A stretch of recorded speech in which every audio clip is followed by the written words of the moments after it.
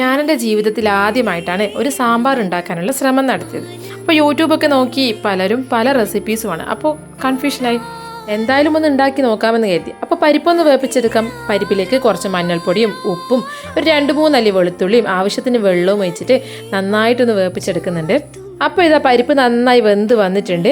ഇനി അതിലേക്ക് കുറച്ച് ഉള്ളിയും പിന്നെ ക്യാരറ്റും പിന്നെ കുറച്ച് ഉരുളക്കിഴങ്ങും പിന്നെ ചേനയും പിന്നെ കുറച്ച് തക്കാളിയും ഒരു 2 പച്ചമുളക് കീറിയെടുത്തതും പിന്നെ ആവശ്യത്തിന് ഉപ്പും ആവശ്യത്തിന് മാത്രം വെള്ളവും പിന്നെ കുറച്ച് സാമ്പാർ പൊടിയും കൂടി ചേർത്തിട്ട് നന്നായി മിക്സാക്കി എടുക്കാം.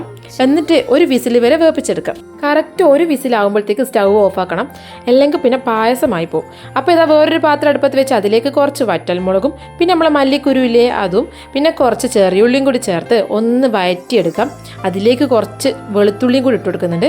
പിന്നെ ഇതാ വഴന്നതിന് ശേഷം അതിലേക്ക് കുറച്ച് മുളക് പൊടിയും പിന്നെ കുറച്ച് മല്ലിപ്പൊടിയും മഞ്ഞൾപ്പൊടിയും സാമ്പാർ പൊടിയും കൂടി ചേർത്തിട്ട് ആ ഒരു പച്ച മണം മാറുന്നത് വരെ നമുക്കൊന്ന് വഴറ്റിയെടുക്കാം.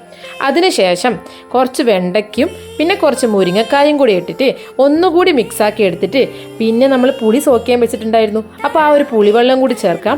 പിന്നെ കുറച്ച് കറിവേപ്പിലയും പിന്നെ കുറച്ച് ഉപ്പും കൂടി ചേർത്തിട്ട് അതിൻ്റെ വൈക്കങ്ങ് വിടുക. അതൊന്ന് നന്നായിട്ട് തുള്ളിപ്പതക്കട്ടെ. അതിനുശേഷം നമ്മൾ വേപ്പിച്ച് വെച്ച പച്ചക്കറീസ് ഇല്ലേ, അതും കുറച്ച് കായപ്പൊടിയും കൂടി ചേർത്ത് ഒന്ന് മിക്സാക്കി എടുക്കുമ്പോഴേക്കും നല്ല അടിപൊളി സാമ്പാർ സെറ്റ് ആയിട്ടുണ്ട്. ഇനി എന്താ പരിപാടി? ചൂടോടെ വിളമ്പൽ തന്നെ. അപ്പോൾ ഇതാവി വറക്കുന്ന ചോറിലേക്ക് കുറച്ച് സാമ്പാറും പിന്നെ കുറച്ച് കൊഞ്ചം വറ്റിച്ചെടുത്തതും ഒരു 2 സ്പൂൺ തൈരും പിന്നെ ഒരു പപ്പടവും ഉണക്കമീൻ വറുത്തതും. അപ്പോൾ ഇന്നത്തെ ഉച്ചയൂണിന് ഇതൊക്കെയായിരുന്നു. അപ്പോൾ അടുത്തൊരു വീഡിയോ ആയിട്ട് വീണ്ടും കാണാം.